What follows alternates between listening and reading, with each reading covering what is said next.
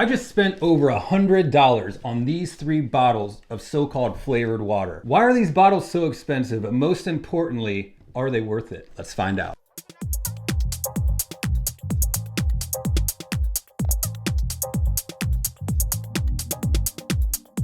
Wherever you are on the sober spectrum, whether you want dry January to go right into February, or you just want to take a break here and there on the weekends, I humbly welcome you to 0% AF. On this channel, we are going to be trying all of these non-alcoholic beverages, alcohol-free, 0%, 100% of the time. Now, I haven't drank since July 10th, 2016, and today I'm drinking Seedlip. So before I get into this here, I just want to make sure that everyone is aware, and I want to say that I was not paid in any way, shape, or form for this review. One bottle of Seedlip costs $32.99 each. So last night at Bevmo, it was well over $100, including tax, for all 3. So why are these bottles so expensive? Now, according to the website, it says that one of the main reasons is that each bottle takes 6 weeks to produce, which is quite a bit longer than any other bottle of alcohol or liquor out there. Another reason is because along with other alcohol-free and non-alcoholic beverages,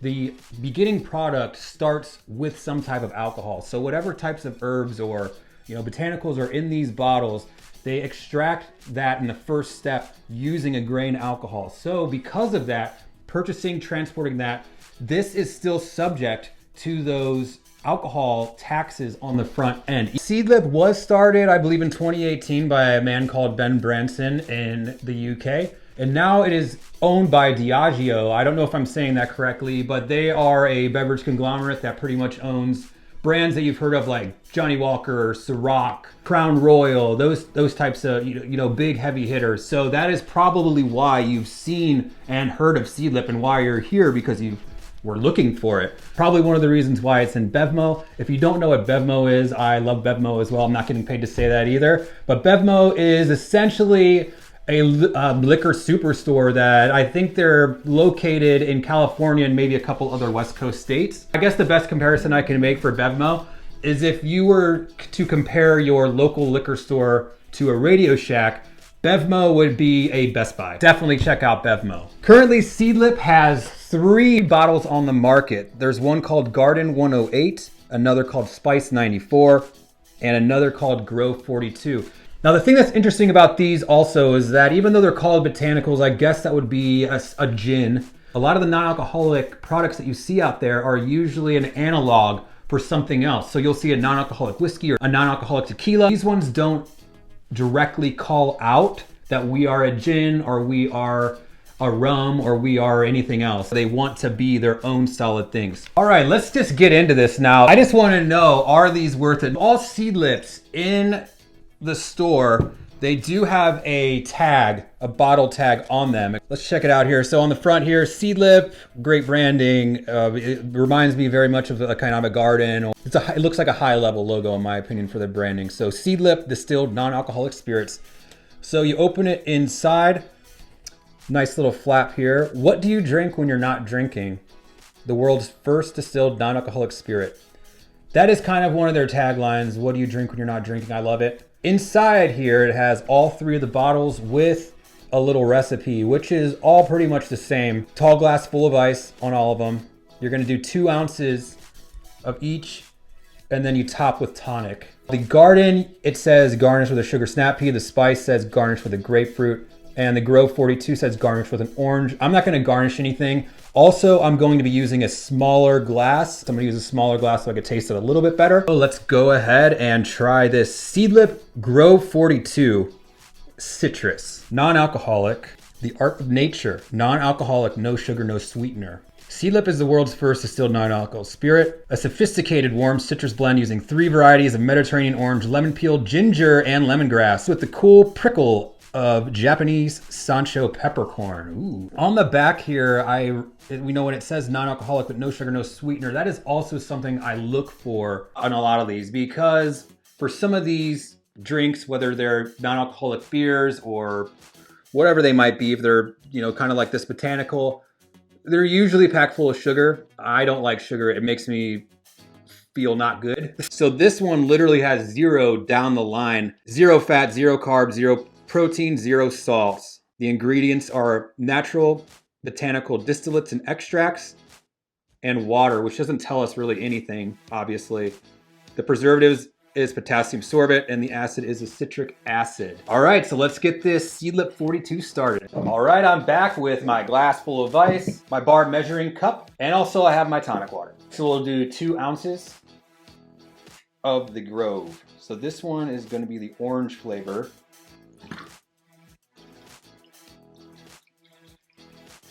Immediately I'm hit with orange. Just it's orange when I poured it, when I threw the shot in there. So it's definitely just overpowering orange. It has a distinct orange smell though. It's there's a candy, almost like a very light tang, if you know what tang is. All right, so I'm very excited to try this one out here. Cheers.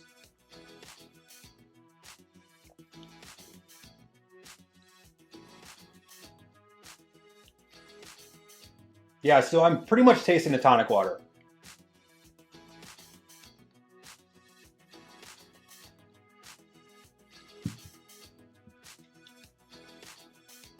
As I remember from the first time I drank this now, the tonic water overpowers this. People who mix this in a tall glass like it says, they're not going to taste anything. Let's just try a little swig. Even though I know you're not supposed to, let's just try it out. Let's do a little swig to wet the whistle here. Yeah, absolutely there is really no bite at all. I can see why people say it's flavored water. There's no bite. There's kind of I definitely taste that peppercorn on the front end of it.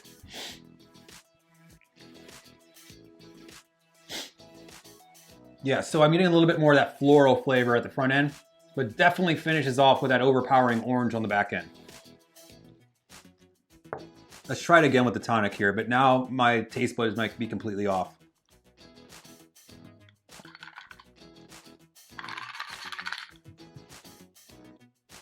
Now I taste it a little bit better. But again, it's a very, very, very faint flavor. It barely adds anything to the tonic. Okay, the more I am drinking it, the more I am enjoying it. But again, it doesn't have that kick other than from the tonic. So I think that front end peppercorn flavor kind of really works. I don't know if it's for or against the tonic. I might want to try this with soda just to see if that, the soda is not as harsh as the tonic. As far as right now, I don't know if I'm going to rank the orange one very highly, so we'll see here at the end. All right, and next I'm going to be trying the Garden 108. So on this bottle it says it's a complex herbal blend of individually copper pot distilled hand-picked peas, homegrown hay, and traditional English herbs based on methods and botanicals documented in the Art of Distillation, published in London in 1651. Again, on the back here is the same thing as the Grove. It's 0 grams of everything down the line. This is definitely one of the ones that I wanted to try. I think this is probably one of the more polarizing ones if you read, because it's called Garden 108. I mean, it's supposed to taste like a garden, so let's crack this thing. We're going to pour out 2 ounces again. Actually, before, since I learned my lesson, let's just get a little taste of this one here. Actually, you know what? It says support with the tonic. Let's go ahead and do that. 2 ounces of the Garden. And immediately I am hit with hay. Okay, now I'm getting more of a veggie smell. Wow. I think almost lemongrass maybe, or definitely peas, or some kind of lettuce almost, or some kind of herb. Definitely a blend of herbs in there. More herbally than I thought it was going to be. I thought it was going to be more grassy. It's definitely more herbally. Let's pour some tonic in there. Cheers. Now this one has flavor to it. It works well with the tonic. Tonic does not overpower. It has flavor. So this one actually is pretty good.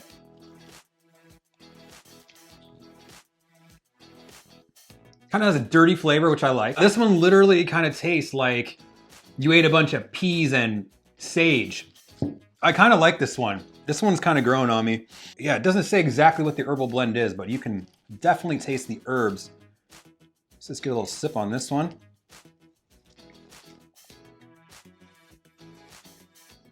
This one has a little bit more of a bite. Absolutely.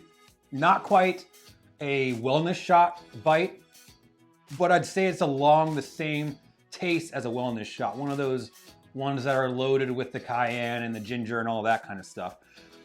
It kind of has that flavor, but it has that nice balanced water consistency, so it's nice and smooth. Let's keep drinking it from here.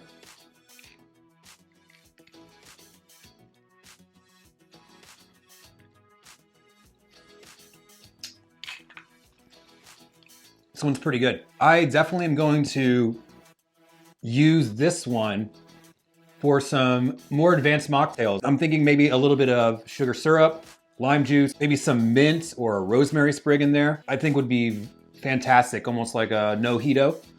This one is pretty good. I absolutely enjoy this one, so stay tuned for the ranking. So that leaves us with one left. This one was actually my most anticipated one as far as the one that I wanted to try, the one that I was most looking forward to try, other than the garden, I just wanted to see what it was like, you know, drinking grass and hay and things. I think I'm going to like the Spice 94 a little bit better. This one, let's see, this one is called Aromatic.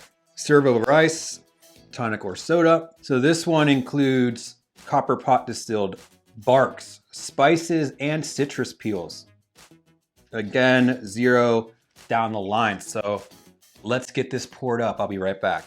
All right, fresh cup of ice here. Everything's rinsed out. Let's get cracking on this Spice 94.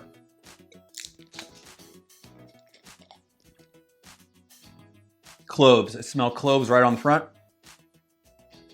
Cloves and orange, but not quite that holiday clove and orange, but I definitely smell the mostly clove and citrus, maybe some type of allspice or nutmeg, maybe some cinnamon too. All things I love, by the way, so excited for this one. Spice 94 Aromatic. Let's measure out our 2 ounces. Give it a sniff. Opened up a little bit more, I think, but definitely cloves. Definitely cloves there. Cheers.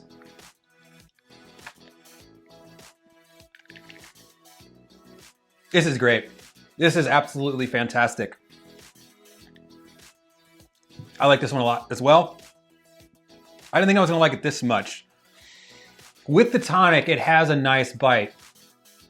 It almost, and with the cinnamony type of spice flavor, it adds that complexity on the top of your mouth, which is just another layer, because a lot of these non-alcoholic beverages are just flat.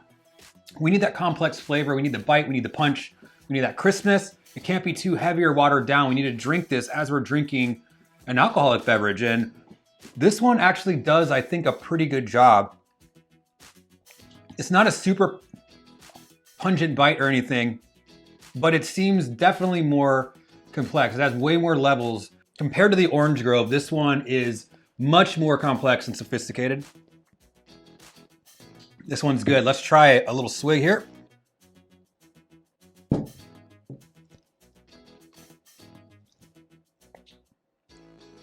This one is not good on its own. Don't try that one on its own. It kind of tastes like some type of air freshener or something like that. Again, that's the water in these. It has this very kind of soft kind of consistency. I don't know if that even makes sense. It goes down very smooth, very light. Don't try this one on its own though. But as far as with the tonic, it's great. You can make a lot of different mocktails with these. There are a lot of different mocktail recipes out there on the internet if you just search for them. There is a Negroni, which I'm excited to try, or a no-groni, if you will, because Negroni was actually my favorite cocktail when I was drinking. And I'm thinking with the garden, you can probably make some type of green mojito or maybe a mule of some kind with the garden. With the orange, I think this one may be more something that you add to other things. The orange just doesn't stand on its own for me. And I've had other orange non-alcoholic beverages that I would rank much higher than this one. So speaking of which, without further ado, let's get these ranking. First up, we tried the Grow 42. The Grow 42 had an okay flavor. I think that this one was probably gonna be all right, mixed in with other things, but I'm going to rank this one a 2 out of 10. The garden really surprised me. I thought it was going to be a little bit more polarizing, but it was actually very good, very complex flavor, something that I really haven't tried before. So I am going to give Garden a 7 out of 10. And finally, Spice 94, which was clearly my favorite. I'm gonna give Spice 94 an 8.5 out of 10. I think it's pretty good. I wanna try it mixed in with other things, maybe take it up another notch. Hey, that's all we have for today. Thank you so much for joining me here on 0% AF. I'm gonna be reviewing all of the non-alcoholic, alcohol-free drinks all the time so that you don't have to spend $33 for these. If you like what you saw, hit that subscribe button, let me know, what do you want me to drink? I'll try it for you guys. Leave a comment below. I honor the journey that you're on. Thank you for joining me on my alcohol-free journey. See you next time.